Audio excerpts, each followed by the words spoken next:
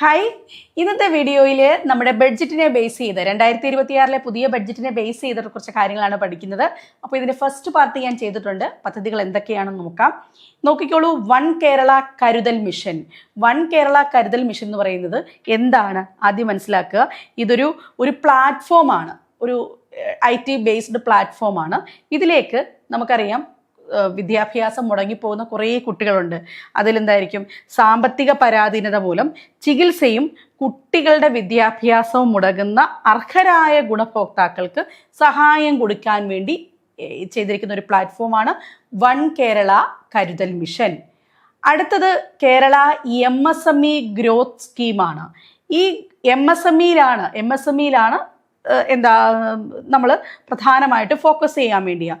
ഏകദേശം 10,000-ഓളം പുതിയ സംരംഭകരെ കൊണ്ടുവരാൻ വേണ്ടി അവർക്ക് കുറേ സഹായങ്ങൾ, അതായത് അവർക്ക് റിവോൾവിംഗ് ഫണ്ട് നൽകുക, അതോടൊപ്പം തന്നെ ടെക്നോളജി ഫണ്ട് കൊടുക്കുക തുടങ്ങിയ ആശയങ്ങൾ ബേസ് ചെയ്തിട്ടാണ് ഈ കേരള MSME ഗ്രോത്ത് സ്കീം കൊണ്ടുവരുന്നത്. അപ്പോൾ എന്താണ് കേരള MSME ഗ്രോത്ത് സ്കീം?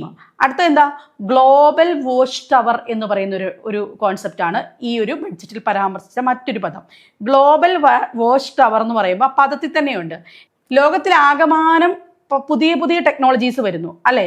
അപ്പം ആ പുതിയ തൊഴിൽ മേഖലയെ പറ്റി പഠിക്കുക, ആ പുതിയ തൊഴിൽ മേഖല മനസ്സിലാക്കി നമ്മുടെ കുട്ടികൾക്ക്, കേരളത്തിലുള്ള കുട്ടികൾക്ക് പരിശീലനം അല്ലെങ്കിൽ അവരെ സജ്ജരാക്കുക, ആ ഒരു കോൺസെപ്റ്റാണ് ഗ്ലോബൽ ജോബ് വാച്ച് ടവർ എന്ന് പറയുന്നത്.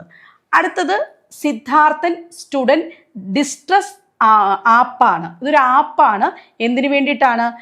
റാഗിങ് തടയാനും അതോടൊപ്പം തന്നെ വിദ്യാർത്ഥികളുടെ ക്ഷേമമൊക്കെ നടപ്പിലാക്കാൻ വേണ്ടി എന്താണ് ഒരു Siddharthan anti ragging and student welfare act എന്ന് പറയുന്ന ആക്ട് നിലവിൽ വരികയും അതിൻ്റെ ഭാഗമായിട്ട് എന്തെങ്കിലുമൊക്കെ പ്രശ്നം ഉണ്ടാകുകയാണെങ്കിൽ അവിടെയാണ് ഡിസ്ട്രസ് ആപ്പിൻ്റെ പ്രസക്തി എന്ന് പറയുന്നത്. അടുത്തത് constituent college of the university. 2 യൂണിവേഴ്സിറ്റികളെ ഈ ഒരു ബഡ്ജറ്റിൽ പരാമർശിച്ചിട്ടുണ്ട്. ഒന്ന് തൃശ്ശൂർ മെഡിക്കൽ കോളേജാണ്. ഏതാണ്? തൃശ്ശൂർ മെഡിക്കൽ കോളേജും തൃശ്ശൂരും അടുത്തത് എന്താണ്, ട്രിവാൻഡ്രം എഞ്ചിനീയറിംഗ് കോളേജുമാണ് പരാമർശിച്ചിരിക്കുന്നത്.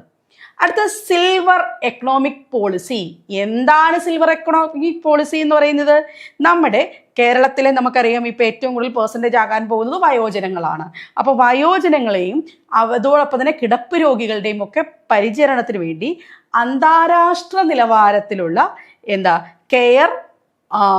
കെയർ സെൻറ്റേഴ്സ് നിലവിൽ വരുന്നു.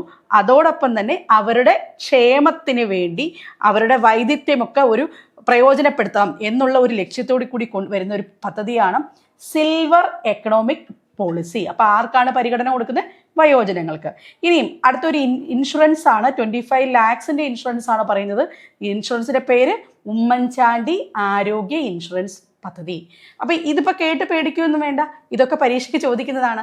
പിന്നെ ഇത് ഡെയിലി പഠിക്കണമെന്ന് ആഗ്രഹമുണ്ടോ? ഡെയിലി കറണ്ട് അഫയേഴ്സ് നിങ്ങൾക്ക് ഫ്രീ ആയിട്ട് കിട്ടാൻ വേണ്ടി ഞാൻ ഇവിടെ കൊടുത്തിരിക്കാം ഒരു ടെലഗ്രാം ഗ്രൂപ്പ്. ആ ടെലഗ്രാം ഗ്രൂപ്പിൽ ജോയിൻ ചെയ്യൂ, അതിൻ്റെ ആക്ടിവിറ്റീസ് നോക്കൂ. എല്ലാ ദിവസവും ഞങ്ങൾ പത്രവാർത്തകൾ കൊടുക്കുന്നുണ്ടാവും, അതോടൊപ്പം തന്നെ ആ വാർത്തയെ ബേസ് ചെയ്ത ക്വസ്റ്റ്യൻസ് ഉണ്ടാവും. അപ്പോൾ ഈ ഒരു ടെലഗ്രാം ഗ്രൂപ്പ് മറന്നു പോകേണ്ട, എല്ലാവരും ഫ്രീ ആയിട്ട് തന്നെ ജോയിൻ ചെയ്തോളൂ. ലിങ്ക് താഴെ കൊടുത്തിരിക്കാം.